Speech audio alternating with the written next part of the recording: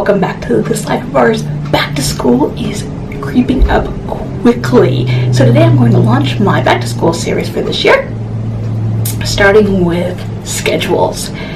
Before I do that though, a couple housekeeping things. Number one, if you haven't already watched last year's back to school prep series, I will have that linked below. Number two, if you are not already on my Facebook page, I'd love to have you.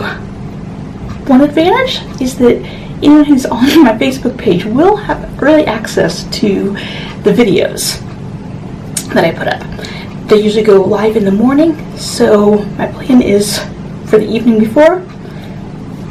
We'll see how well I do with that, but that is my plan. And the last one is, if you're not already on Instagram, I'd love to have you over there as well. On both Facebook and Instagram, the links will be linked below, but I'm this live of ours number 6, on both places. So let's get started. This video will be tips on building a schedule for your weekly and daily schedule for your homeschool. Up this week will also be videos where I discuss the daily schedules for each of my kids. So be sure to check the links below for that. If you are not already subscribed, do hit subscribe so you don't miss the other schedules that'll come up later in the week. I'll have one today and then 2 another day. Okay, so let's get started. My number one tip is not to try to use someone else's schedule. I have seen so many people who try to take another person's schedule and make it fit their family, and it just is not very likely going to work. So don't do it. Number 2, let yourself be flexible. The schedule you start with at the beginning of the year does not have to be the one you stick with. For the first couple months, I try to do an evaluation every 2 weeks on how things are going and make minor adjustments as we go. I don't like to do it too often because sometimes it just takes some time to see if it's going to work or not. And so if you change it too early, you may be changing it before you give it a chance to work. So 2 to 3 weeks is what I like to go for. And really, we kind of adjust the whole year as needed, but especially those first couple months. Give yourself, every couple weeks, evaluate and see what little tweaks that you need to develop. Okay, so you've got that mindset going. Now you're ready to sit down and make your schedule. I lay out just on a blank sheet of paper. I don't like to do it on a preformed schedule because I need the flexibility of not doing it. But if that works better for you, just print one. There's a gazillion on the internet, so just find one and print it off. And then I start with all or non-negotiables. Sports schedules, outside classes, co-ops, dinner times, bedtimes. Whatever those things are that you can't really change, put those down first. Because the beauty of homeschooling is that you get to be flexible. So fill in the things that don't have flexibility, and then you can start filling in around that. Number 4, think about your start time realistically. If you are one of those people who's up bright and early and you get it done and you are ready to start school by 8 a.m. and you know that realistically you can do that, great. But if you're someone who is still generally slogging around at 7:30 and your kids haven't eaten breakfast yet and such, starting at 8 may not be a realistic option at all. So be realistic about your start time. If you are a later to get going in the morning, don't try to force yourselves to a time that's not going to work, because you're just going to throw off your schedule, which is going to create a snowball effect for the rest of your day. Number 5, look at your afternoon and evening schedules and then work backwards from that.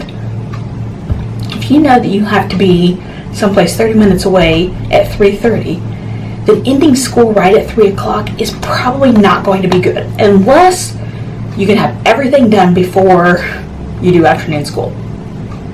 I prefer to be able to have a 30-minute buffer between when we end school and when we need to leave in the afternoons. That way I have time to make sure everybody is changed, clean up from the school day. Number 6, at this point, once I've got all of that written down, I look over my schedule and see how realistic are things.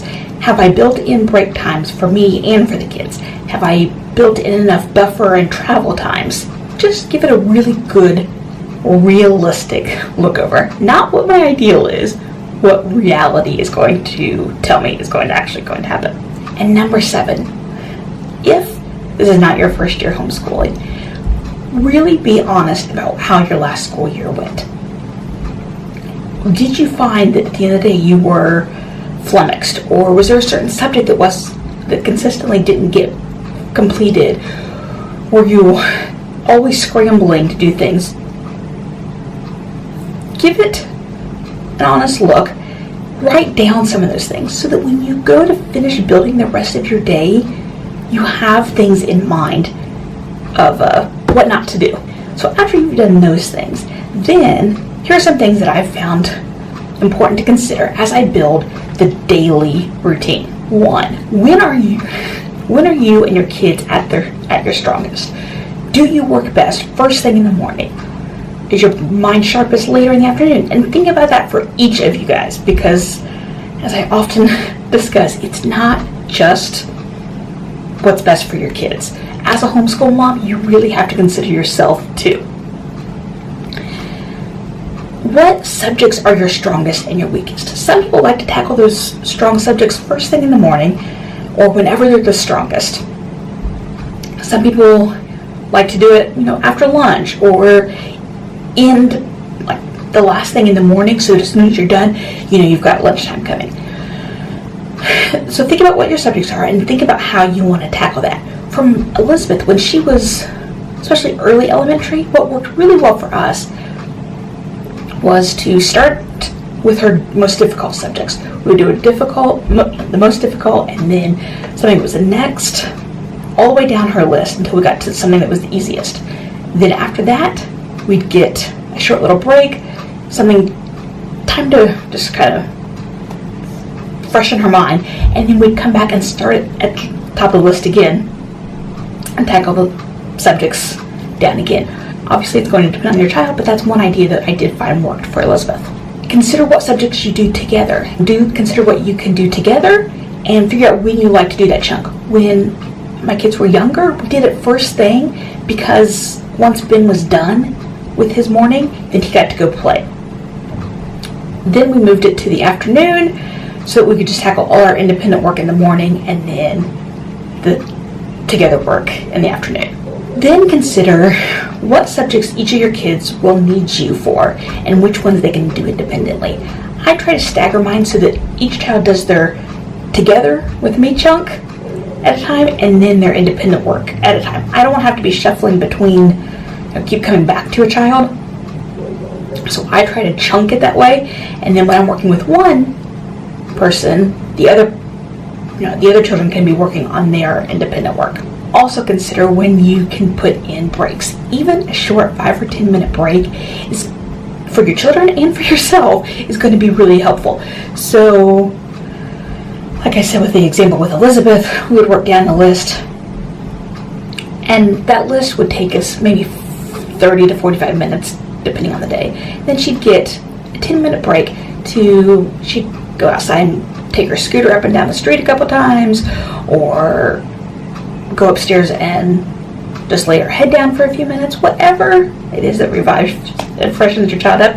But also for you, see when you can put in the time that you can go to another room and get a drink of water or whatever it is that you need to do. Scheduling in breaks is probably one of the things that I think a lot of homeschoolers forget to do, but is one of the most vital things that you can do. And lastly, looking at your day-to-day schedule, rather than trying to attempt all the subjects every day, what alternate scheduling can you do? Some families like to do like science one semester and history another semester, or an every other day schedule. AB is what we had in high school.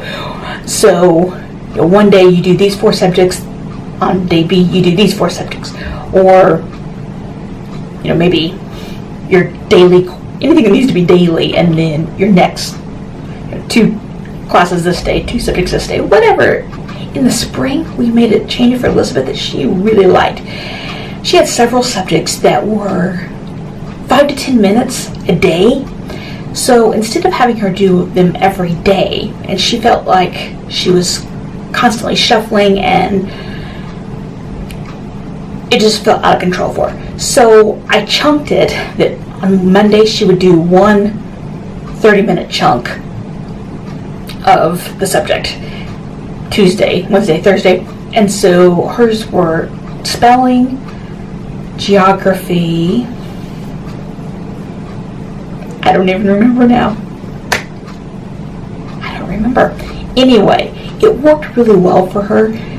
Even though she had less minutes that she was doing a week, she was getting more accomplished because she was working on it for a longer time and could focus better on it.